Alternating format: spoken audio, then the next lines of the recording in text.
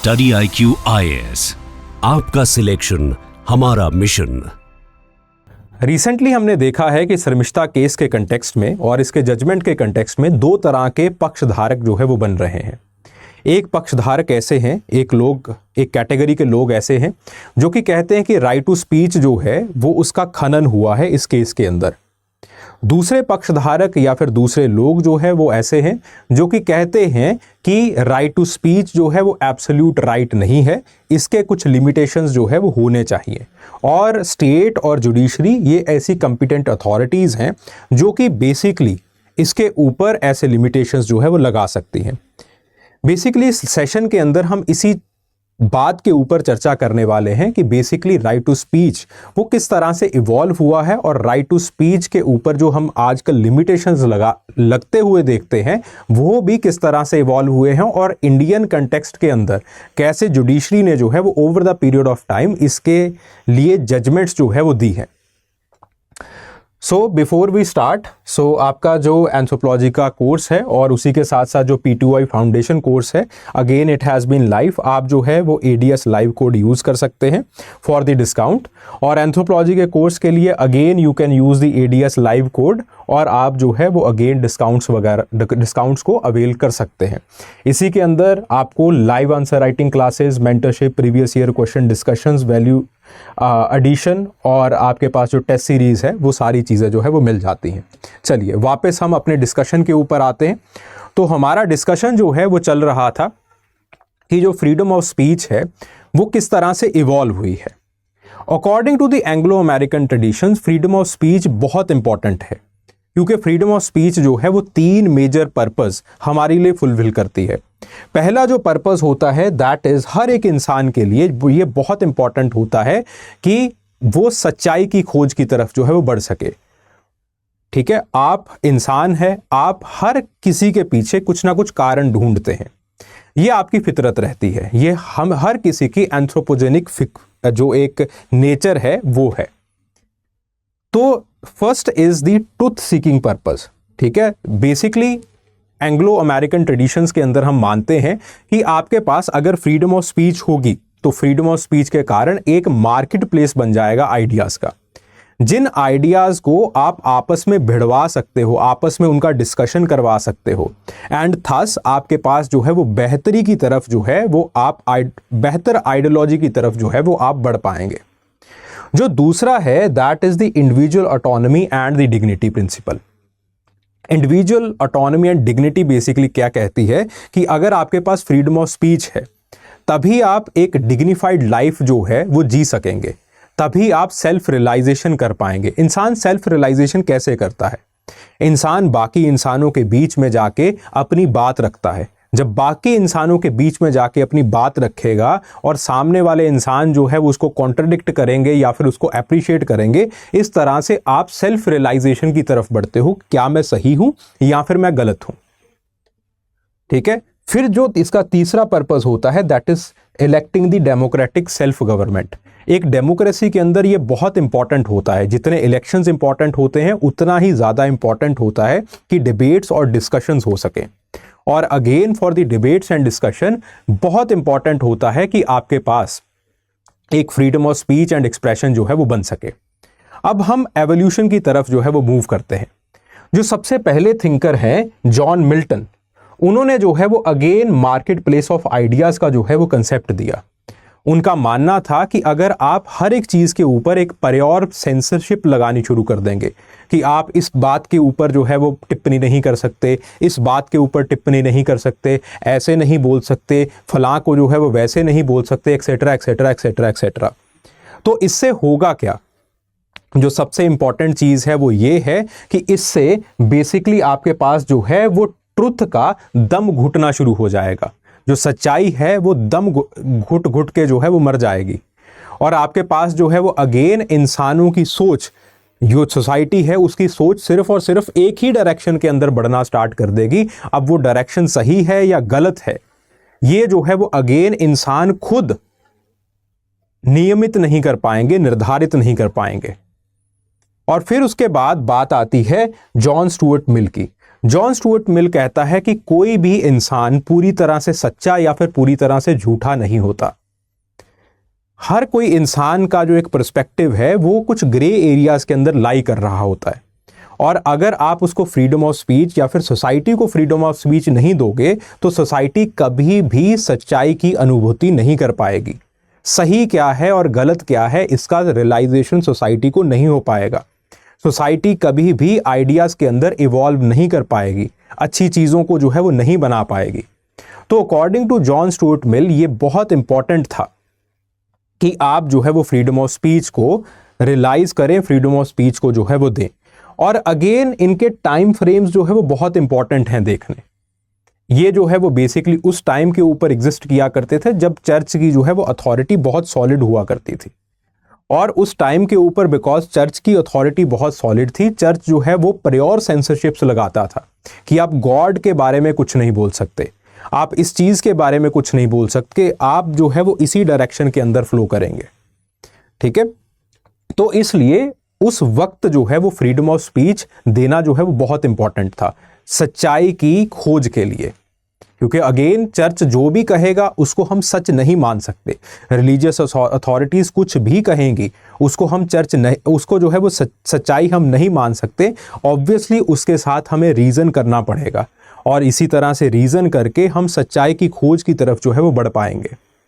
फिर उसके बाद दूसरे थिंकर आते हैं जो कि ये बताते हैं कि why it is important for the self realisation.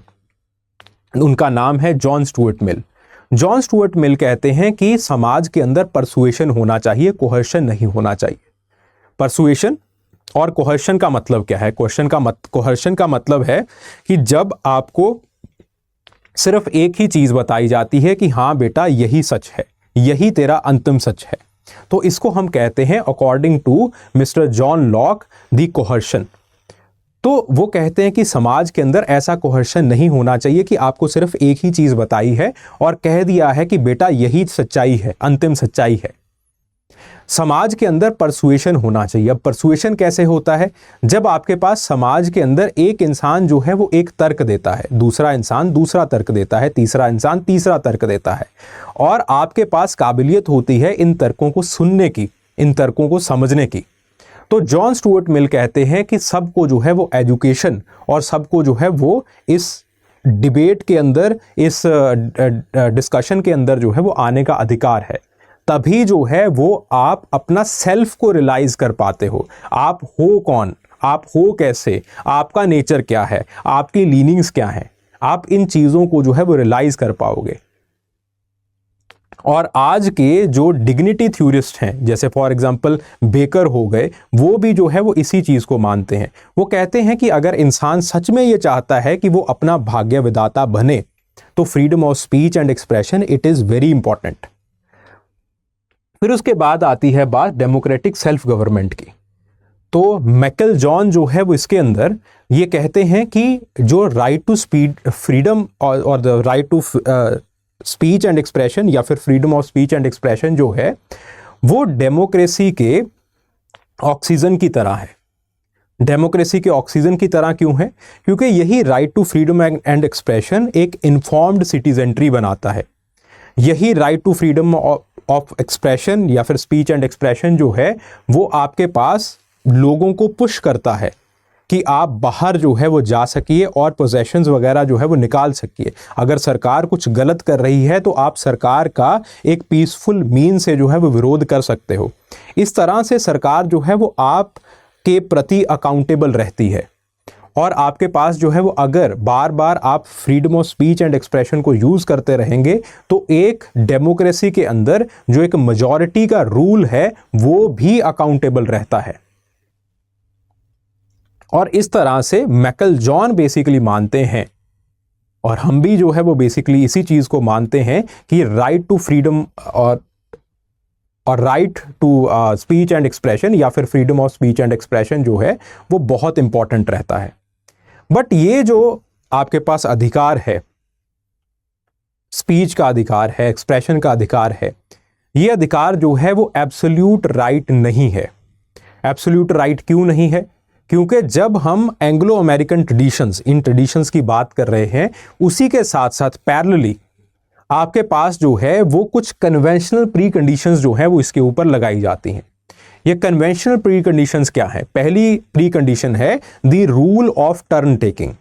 The rule of turn taking basically ये कहता है कि जब तक मैं अपनी बात पूरी ना कर लूं तब तक आप बोलेंगे नहीं। ये जो है वो आपके पास रूल ऑफ टर्न टेकिंग होता है।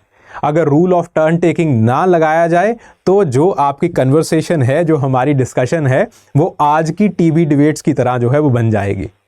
फिर उसके बाद सिविलिटी का रूल होता है कि गाली गलौच नहीं करेंगे। फिर उसके बाद टाइम एंड स्पेस की लिमिटेशंस होती हैं कि कुछ जगह के ऊपर कुछ वर्ड्स या फिर कुछ चीज़ें जो है वो नहीं बोली जा सकती। तो इस तरह से ये कुछ प्री कंडीशंस जो हैं वो आपके पास हमेशा लागू होती हैं जब भी कोई आप डिस्कशन करें, जब भी आप डिबेट करें।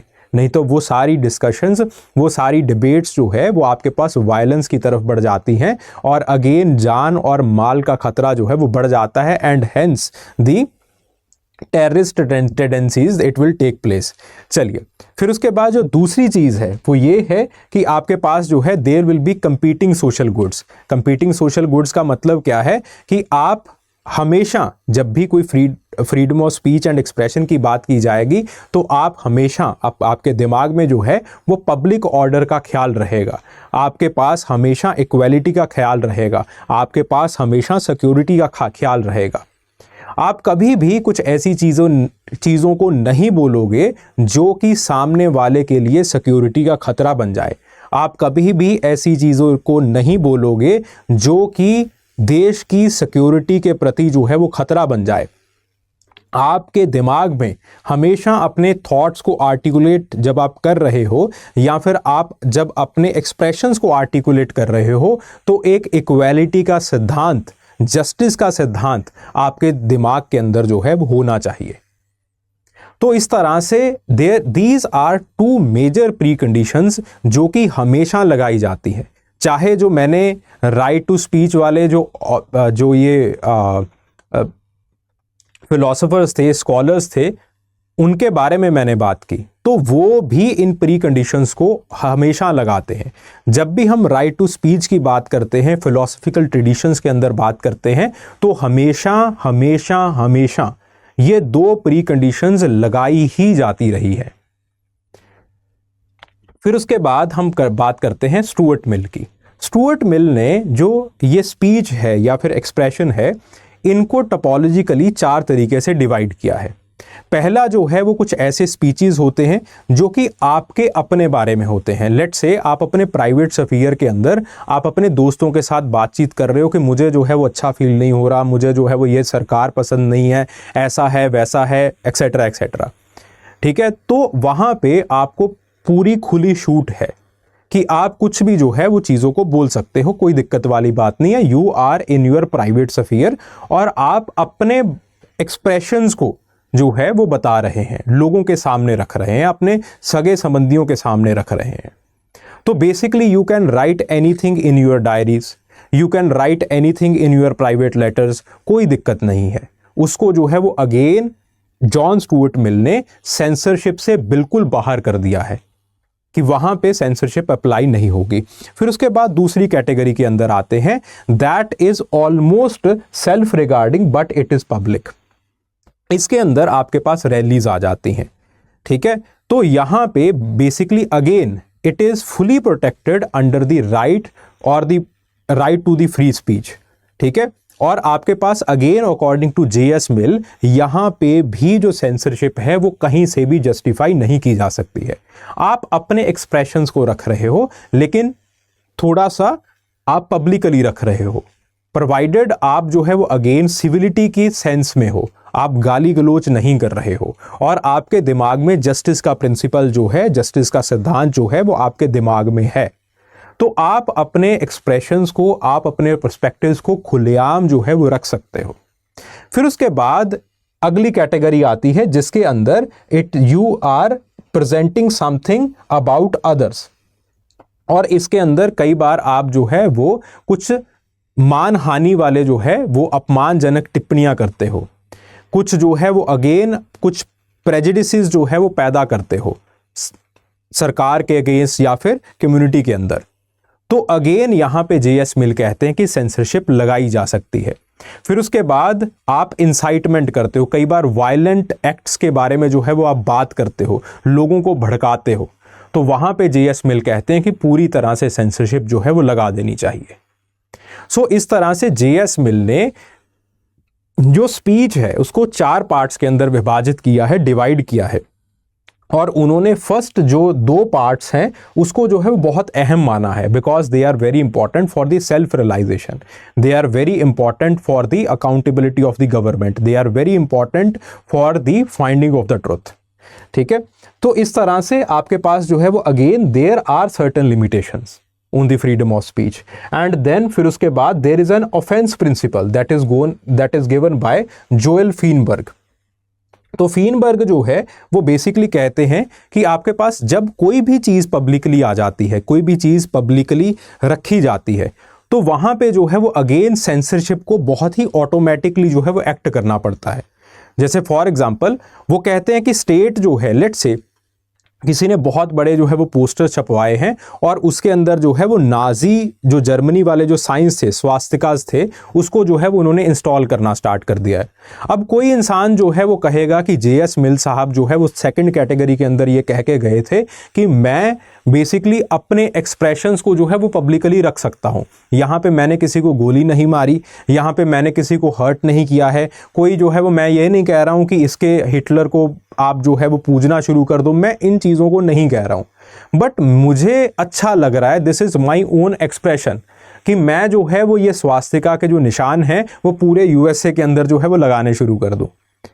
तो फीनबर्ग कहते हैं कि इस केस के अंदर अगेन आपके पास जो है वो स्टेट को बहुत ही ऑटोमेटिकली एक्ट करना पड़ता है, क्योंकि अगर ऐसी चीज़ें होनी शुरू हो जाएं, अगर ऑब्सीनिटी होनी शुरू हो जाए, न्यूडिटी होनी शुरू हो जाए, या फिर आपके पास ऐसे साइंस को लोग जो है वो बिलबोर्ड्स के ऊपर लगाना शुरू कर दें, state has to act proactively, because अगर स्टेट एक्ट नहीं करेगी तो बेसिकली आपके पास जो है वो अगेन चीज़ें जो हैं वो आपके पास it can percolate out of the hand, और पूरा का पूरा जो है वो एक सिविलियन ऑर्डर जो है वो जा सकता है। स्टेट की जो एक अथॉरिटी है, जो स्टेट की ऑटोनॉमी है, वो सबसाइड हो सकती है, नीचे आ सकती है। तो इसलिए बेसिकली फीनबर्ग जो है वो कहते हैं कि that in certain cases of this particular second category, वहां पे भी जो है वो स्टेट कुछ सेंसरशिप्स को लगा सकती है। और ऐसे ही भारत की जुडिशरी ने भी किया है। Over the period of time there are different cases जहां पे सेंसरशिप को जो है वो लगाया गया है। जैसे for example take the case of the Kedarnath case versus the state of Bihar. वहां पे जो है वो अगेन स्टेट ने सेंसरशिप को जो है वो लेजिटिमाइज किया है और ये कहा है कि again if you are basically giving a speech जिसके अंदर जो है वो there is some element of the incitement of the violence, तो स्टेट जो है वो अगेन उसको अनलॉफुल करार कर सकती है। फिर उसके बाद अगर हम Subramaniam Swamy versus union of India case की बात करें तो अगेन जो है वो स्टेट ने ये माना है कि आपके पास सेंसरशिप जो है this is the reasonable restriction. अगर आप बेसिकली किसी की रेपुटेशन को हार्म कर रहे हो, किसी की डिग्निटी को हार्म कर रहे हो, देखो बेसिकली समाज के अंदर जो है वो इंसान सिर्फ और सिर्फ पैसा नहीं कमाता, इंसान जो है वो समाज के अंदर अपनी एक सेल्फ इमेज भी कमाता है। और अगर आप सामने वाले के प्रति कुछ भी टिप्पणियां करना शुरू कर दोगे, कुछ भी जो है वो बोलना शुरू कर दोगे, तो आप क्या करते हो, उसकी इमेज को, जो सोशल इमेज है उसको जो है वो हर्ट करना शुरू कर देते हो, उसको ख़त्म करना शुरू कर देते हो। तो it is directly an offence towards a person. ठीक है, तो ये जो इंडियन जुडिशरी है उसने भी इस चीज़ को जो है वो पूरी तरह से सही माना है। और again Subramanian Swamy versus union of India case के अंदर जो है वो अगेन उन्होंने डेफेमेशन की जो है वो कॉन्स्टिट्यूशनैलिटी को अपहेल्ड किया था। डेफेमेशन अगेन लोगों ने जो है वो इसको बहुत क्रिटिसाइज किया है। फिर उसके बाद बात आती है आपके पास अमीश देवगन केस की। अमीश देवगन केस जो है वो अगेन 2011 के अंदर हुआ था। अगेन स्टेट ने जो है जुडिशरी ने जो है वो अगेन कहा है कि आपके पास जो है वो किसी भी तरह की जो हेट स्पीच है जो कि आपके पास, या फिर आपके जो टीवी रिमार्क्स हैं ये जो है वो नहीं चलेंगे। ऐसा नहीं है कि अगर आपके पास माइक है तो कुछ भी बोलते चले जाएंगे, या फिर आपके पास सोशल मीडिया प्रेजेंस है तो कुछ भी बोलते चले जाएंगे। तो आपके पास जो है, अगर आप हेट स्पीच करते हो तो again it is very unlawful, ठीक है। तो again on the basis of hate speech Amish Devgan के जो राइट्स हैं उनको कर्टेल किया गया था। फिर उसके बाद बात आती है RDB case, RDB versus hopper Colin case, जो कि दिल्ली हाई कोर्ट के अंदर जो है वो हुआ था। बेसिकली इसके अंदर जो है वो कॉपीराइट्स के अराउंड जो है वो केस था, ठीक है। और अगेन इसने जो है वो बेसिकली कहा था कि अगर कोई कॉपीराइट इन्फ्रिंजमेंट करता है तो वहाँ पे again you have certain remedies. तो हम देख सकते हैं कि चाहे आप सेल्फ रियलाइजेशन के चलते हेट स्पीच करो, सेल्फ रियलाइजेशन के चलते अगर आप किसी भी वायलेंस को इंसाइट कर रहे हो, सेल्फ रियलाइजेशन के चलते अगर आप बेसिकली किसी की भी जो सेल्फ इमेज है या फिर सोशल इमेज है उसको धूमिल करने की कोशिश कर रहे हो, तो वहाँ पे स्टेट डायरेक्टली एक्शन ले सकती है। वहाँ पे जो है वो आपके अगेंस्ट एक्शंस लगाए जा सकते हैं, आपको पेनल्टीज जो है वो लगाई जा सकती हैं, ठीक है। और इस तरह से जो इंडियन जुडिशरी है वो भी इसी को मानती है, और जो मॉडर्न कंटेम्प्रेरी फिलोसोफर्स हैं वो भी जो है वो स्कॉलर्स वो भी इस चीज़ को मानते हैं that eventually you need some or the other kind of censorship. आप एब्सोल्यूट राइट जो है, ये जो फ्रीडम ऑफ स्पीच है, इसको एज एन एब्सोल्यूट राइट जो है वो नहीं देख सकते हो। सिमिलरली आपके पास जो है वो अभी हेट स्पीच डिबेट जो है वो चल रही है, ठीक है। मैंने बेसिकली आपके पास अगेन जो जेरेमी वेल्ड्रन की डिबेट है, that is the contemporary debate, आज भी चल रही है ये फिलोसफिकल एकेडमिक सर्कल्स के अंदर।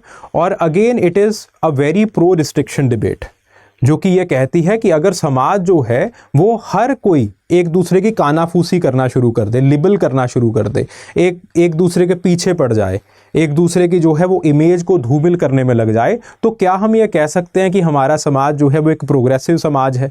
नहीं। तो आपके पास जो है वो, अगर आप एक सामाजिक न्यायिक ऑर्डर जो है वो बना के रखना चाहते हो तो उसके लिए ये बड़ा इंपॉर्टेंट हो जाता है। अगेन आई रिपीट, इसके लिए बड़ा इंपॉर्टेंट हो जाता है कि आप सेंसरशिप को जो है वो रखो, लेकिन सेंसरशिप की अपनी लिमिटेशंस होती हैं, उसकी अपनी लिमिट्स होती हैं। सेंसरशिप को अपनी लिमिट्स के अंदर जो है वो रखना चाहिए। और अगेन इसके लिए जो है वो बहुत इंपॉर्टेंट हो जाता है that there should be the freedom of speech. तो आपके पास ये जो है वो एक ऐसी चीज है जो कि बार बार एक दूसरे के साथ लड़ती रहेगी, बार बार एक दूसरे के साथ कॉन्ट्राडिक्शन में आती रहेगी, और इसको आते भी रहना चाहिए। और इसी तरह से जो है वो समाज के अंदर डिबेट्स होती हैं, इसी तरह से समाज के अंदर हम ऐसे डिस्कशंस करते हैं जैसे हम अभी कर रहे हैं, और इसी तरह से इसी डिस्कशन से समाज के अंदर आइडियाज़ का एवोल्यूशन होता है और हम आगे बढ़ते चले जाते हैं। Thank you very much. Study IQ IAS, आपका सिलेक्शन हमारा मिशन।